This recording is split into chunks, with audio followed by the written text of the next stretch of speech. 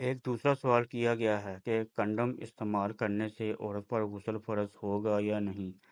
مسئلہ حیا کے خلاف ضرور ہے مگر ضروری ہے۔ اس حوالے سے سنن ابو داؤد کے اندر ایک حدیث شریف موجود ہے۔ حضرت ابو ہریرہ رضی اللہ تعالیٰ عنہ سے مروی ہے کہ رسول اللہ صلی اللہ علیہ وآلہ وسلم نے فرمایا کہ شوہر جب بیوی کی چار شاخوں کے درمیان بیٹھے اور ختنے کو ختنے سے ملا دے تو غسل واجب ہو گیا۔ اسی طرح سنن ابی ابن ماجہ میں ایک حدیث ہے۔ ام المومنین حضرت عائشہ صدیقہ رضی اللہ تعالیٰ عنہا فرماتی ہیں کہ رسول اللہ صلی اللہ علیہ وآلہ وسلم نے ارشاد فرمایا کہ جب شرمگاہیں مل جائیں تو غسل واجب ہو گیا، چاہے انزال ہو یا نہ ہو، دونوں صورتوں میں غسل واجب ہو گیا۔ شرمگاہیں ملنے سے شوہر اور بیوی دونوں پر غسل واجب ہو جاتا ہے۔ ایک سوال پوچھا گیا ہے کہ بیوی اپنے شوہر کا عضو تناسل پکڑ کر مالش کر کے یا رگڑ کر اس کو فارغ کر سکتی ہے، یعنی کہ اس کی منی نکال سکتی ہے؟ اس کا جواب یہ ہے کہ اسلام میں ہاتھ سے منی نکالنا ناجائز اور مکروہ تنزیہی کہا گیا ہے، پھر چاہے وہ اپنے ہاتھ سے کرے یا اپنے بیوی سے کروائے، اس لیے اس کام سے بچنا چاہیے۔ ایک سوال پوچھا گیا ہے کہ کیا بیوی کے پستانوں کے درمیان شوہر اپنے نفس یا عضو تناسل کو رگڑ کر منی نکال سکتا ہے یا اپنے آپ کو فارغ کر سکتا ہے؟ کیا ایسا کرنا جائز ہے؟ اس کا جواب یہ ہے کہ جنسی خواہشات کو پورا کرنے کے لیے شوہر یا بیوی کی شرمگاہ کا استعمال کر کے ہم بستری کے ذریعے پورا کیا جا سکتا ہے۔ اس کے علاوہ کسی بھی دوسرے طریقے سے اسلام میں اجازت نہیں ہے، کیونکہ بیوی کے پستانوں پر آپ کے بچے کا حق ہے۔ آپ کا حق اس جگہ پر نہیں ہے، اس لیے ایسا کرنے سے بچنا چاہیے۔ اگر آپ ایسا کر کے پستانوں والی جگہ کو ناپاک کر دیں گے، جب آپ کا بچہ وہاں سے دودھ پیے گا تو اس پر اس کا بہت زیادہ منفی اثر پڑے گا۔ محترم ناظرین، ایک سوال پوچھا گیا ہے کہ کیا عورت کی شرمگاہ میں انگلی ڈالنے سے غسل واجب ہو جاتا ہے؟ عورت کا شرمگاہ میں انگلی ڈالنا کیسا ہے؟ عورت اگر خود اپنی شرمگاہ میں انگلی داخل کرے لیکن منی نہ نکلے تو کیا اس پر غسل واجب ہوگا یا نہیں؟ اگر عورت اپنی شرمگاہ میں خود انگلی داخل کرے شہوت کے ساتھ، جوش کے ساتھ، لذت حاصل کرنے کے ارادے سے، تو اب چاہے اسے انزال ہو یا نہ ہو، منی نکلے یا نہ نکلے، اس پر غسل واجب ہو جائے گا، کیونکہ عورت نے اپنی شرمگاہ میں انگلی شہوت، جوش اور لذت حاصل کرنے کے لیے ڈالی ہے، تو اب منی کا نکلنا ضروری نہیں ہے، اس پر غسل واجب ہو جائے گا۔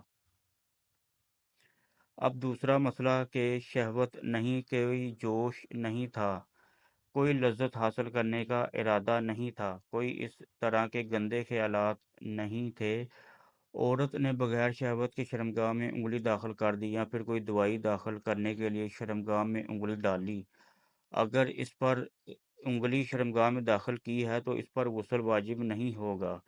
بغیر شہوت کے اور کسی دوائی کی غرض سے انگلی داخل کی ہے تو اس پر غسل واجب نہیں ہوگا۔ اسی طرح اگر عورت نے خود شہوت، جوش اور لذت حاصل کرنے کے لیے شرمگاہ میں انگلی ڈالی یا پھر شوہر نے جوش کے ساتھ، شہوت کے ساتھ لذت حاصل کرنے کے لیے عورت کی شرمگاہ میں انگلی ڈالی، تب بھی اگر عورت کو انزال ہو یا نہ ہو، منی نکلے یا نہ نکلے، تب بھی عورت پر غسل واجب ہو جائے گا۔ دونوں صورتوں میں چاہے عورت خود انگلی داخل کرے یا شوہر بیوی کی شرمگاہ میں انگلی داخل کرے، جوش، شہوت اور لذت کے ساتھ داخل کرے گا تو عورت پر غسل واجب ہو جائے گا۔ بغیر کسی لذت، بغیر کسی شہوت اور جوش کے انگلی داخل کی اور اگر منی نکل آئی، انزال ہو گیا، اب تو اس پر ہر صورت میں غسل واجب ہو گیا۔ اگر شہوت کے ساتھ انگلی داخل کی ہے اور انزال ہو یا نہ ہو تو پھر بھی عورت پر غسل واجب ہو جائے گا۔ محترم ناظرین، ایک سوال کیا گیا کہ اپنی بیوی اہلیہ سے بات کرتے ہوئے بعض دفعہ ایسا ہوتا ہے کہ شرمگاہ سے سفید پانی کے قطرے نکلتے ہیں، تو کیا اس صورت میں غسل فرض ہوگا یا نہیں ہوگا؟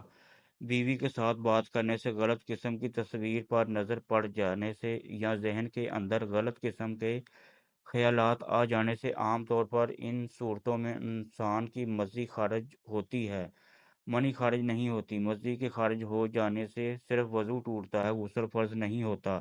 हाँ, अगर मनी भी खारिज हो जाए तो गुस्ल फ़र्ज़ हो जाएगा।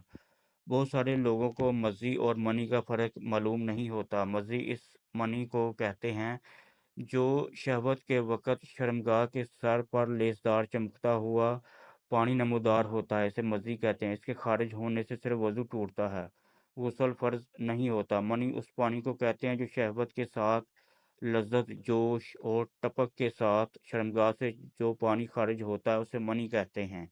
उसके ख़ारिज हो जाने से गुस्ल फ़र्ज़ हो जाएगा। अब ये आपके इल्म में है कि आपकी मज़ी ख़ारिज हुई या मनी। अगर मज़ी ख़ारिज हुई है तो वज़ू टूट जाएगा, गुस्ल फ़र्ज़ नहीं होगा। अगर मनी ख़ारिज हुई है तो गुस्ल फ़र्ज़ हो जाएगा।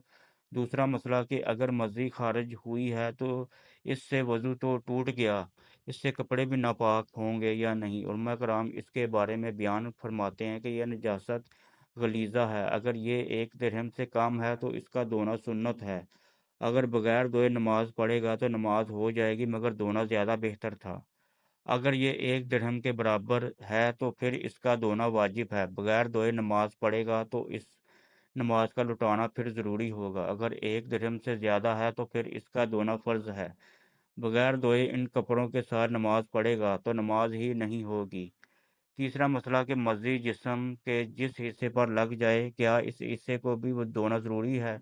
इस हवाले से एक हदीस मुबारक बयान करते हैं, हज़रत अली उल मुर्तज़ा रज़ी अल्लाह तआला अन्हा के साथ ये मामला पेश आता था कि आप ताकतवर जवान थे, तो आपकी जोश की वजह से मर्ज़ी ख़ारिज होती थी। आप रसूलुल्लाह सल्लल्लाहु अलैहि वसल्लम से डायरेक्ट ये मसला पूछने में शर्म महसूस करते, इसलिए आपने अपने दोस्त हज़रत मिक़दाद से कहा कि ये मसला रसूलुल्लाह सल्लल्लाहु अलैहि वसल्लम से दरियाफ़्त करें। तो हज़रत मिक़दाद रज़ी अल्लाह तआला अन्हा ने रसूलुल्लाह सल्लल्लाहु अलैहि वसल्लम से ये मसला पूछा, तो आप सल्लल्लाहु अलैहि वसल्लम ने इरशाद फरमाया कि जिसके साथ ये मामला हो, मज़ी ख़ारिज हो, तो वो शर्मगाह को अच्छे तरीके से धो ले और जिस जगह पर मज़ी लगी है, कपड़े के इस हिस्से को धो ले और साथ वज़ू कर ले। तो इसके लिए यही काफ़ी है, इसके लिए गुस्ल की ज़रूरत नहीं है। इस हदीस मुबारका में बयान किया गया कि जिस्म के जिस हिस्से पर मज़ी लगी है, इस हिस्से का धोना भी ज़रूरी है, और कपड़े के जिस हिस्से पर मज़ी लगी है, तो कपड़े के इस हिस्से का धोना भी ज़रूरी है, और इसके बाद वज़ू कर ले, यही काफ़ी है। गुस्ल करने की ज़रूरत नहीं है।